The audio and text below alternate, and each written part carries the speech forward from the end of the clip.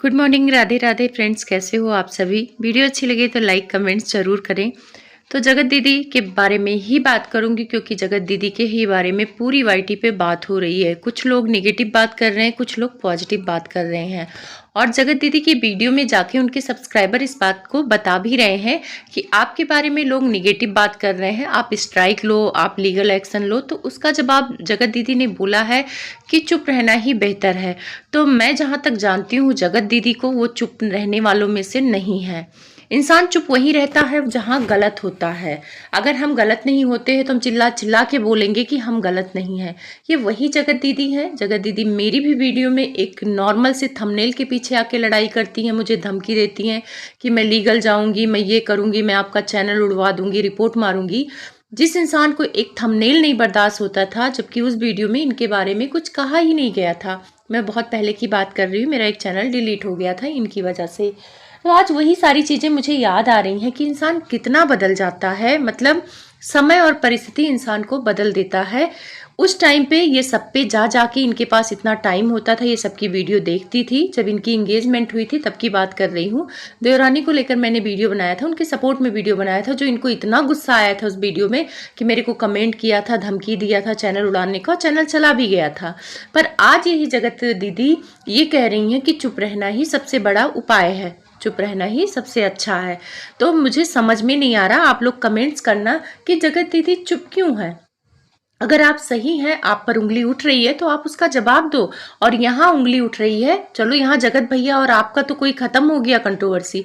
यहाँ कंट्रोवर्सी हो रही है कि आपने अपनी एंगेजमेंट खुद तोड़ी है और वो सारी चीजें लोगों के पास सबूत आ रहे हैं। कुछ सबूत मेरे पास भी आए हैं, मैं उसी के आधार पर बात करूंगी।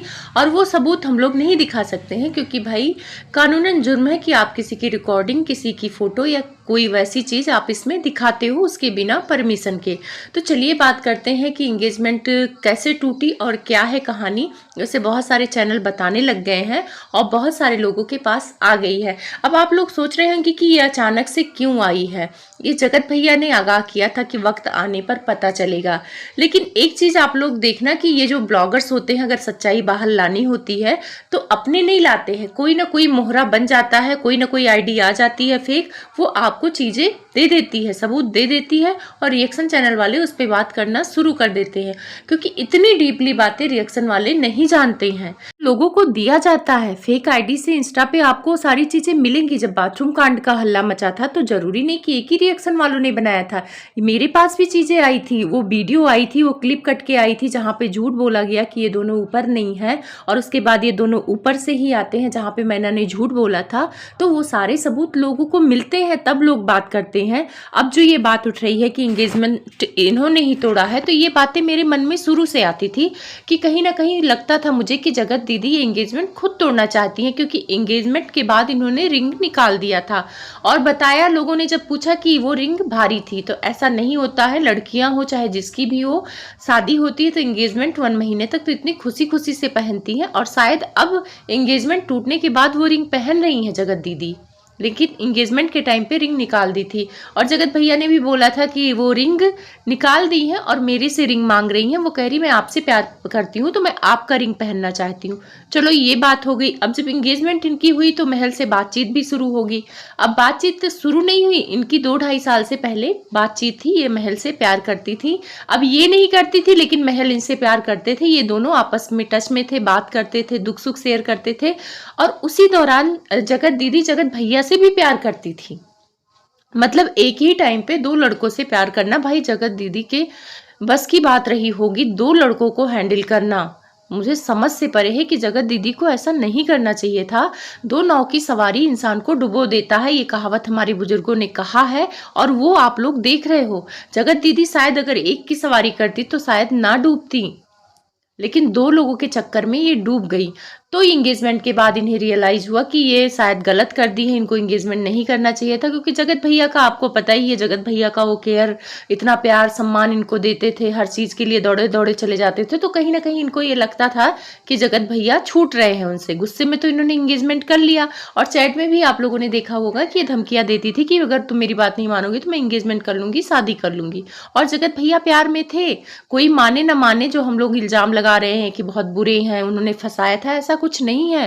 वो लाइव में जाके रो रहे थे, मुझे उनके साथ जीना है, उनके साथ रहना है। उन्हें अपनी बीवी नहीं दिख रही थी, उनसे नहीं। अब वो मजबूरी में उसके साथ अब प्यार करे चाहे दिखावा करे जो भी है, लेकिन उनका दिल जगत दीदी के लिए धड़क रहा था।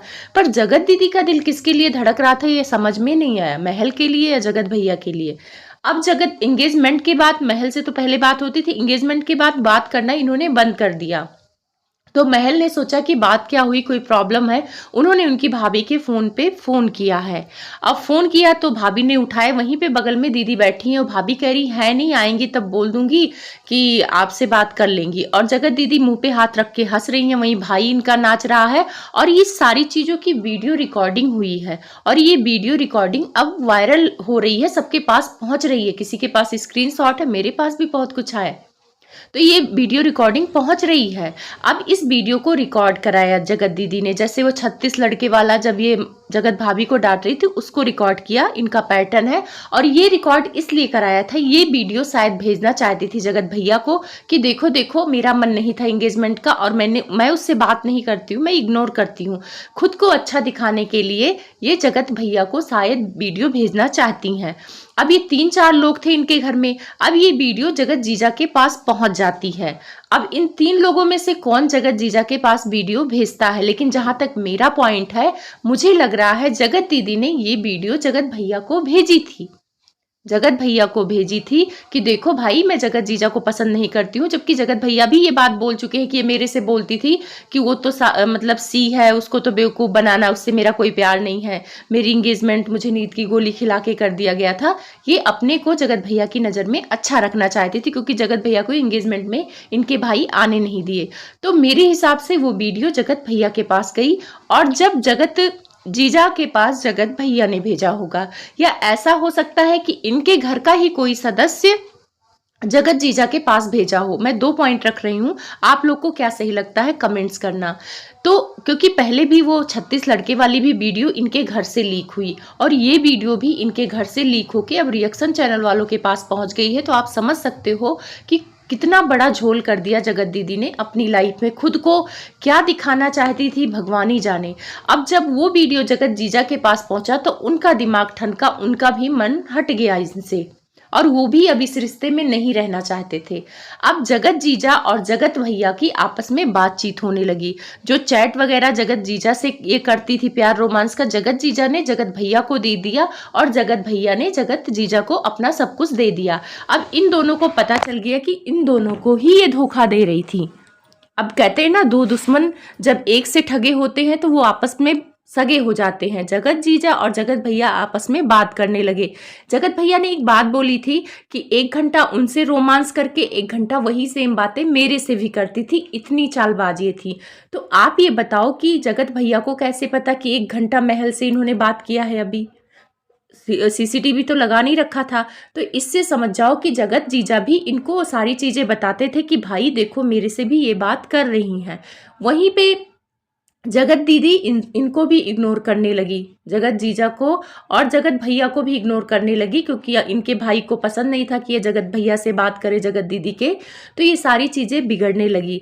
तो वहीं पे जगत भैया ने सलाह लिया जगत जीजा से कि क्या करना चाहिए। तो जगत जीजा ने बोल दिया भाई जो तुमको सही लगे, क्योंकि जगत जीजा को भी ये रिश्ता तोड़ना था। अब आप लोग के समझ में ये आया होगा कि जगत जीजा ने ये रिश्ता तोड़ा या जगत दीदी ने। तो मैं बताती हूँ, ये रिश्ता जगत जीजा ने तोड़ा था और इनको बुला के तोड़ा था। और ये गिड़गिड़ाई थी कि प्लीज ये रिश्ता मत तोड़ो, मैं सब कुछ सही कर दूंगा। लेकिन जगत जीजा ने कहा जो तुमने किया है वो माफी के लायक नहीं है, मैं ये रिश्ता तोड़ता हूँ। तब आप लोग को याद होगा कंट्रोवर्सी के टाइम पे रोते रोते आई थी कि आप लोग यही चाहते थे ना कि महल से मेरा रिश्ता टूट जाए, तो देखो मैंने रिश्ता तोड़ लिया। तो रिश्ता इन्होंने नहीं तोड़ा, कैसे तोड़ती, रिश्ता उधर से ही टूट गया क्योंकि महल को भी गुस्सा आया कि ये मेरे को चीट कर रही थी।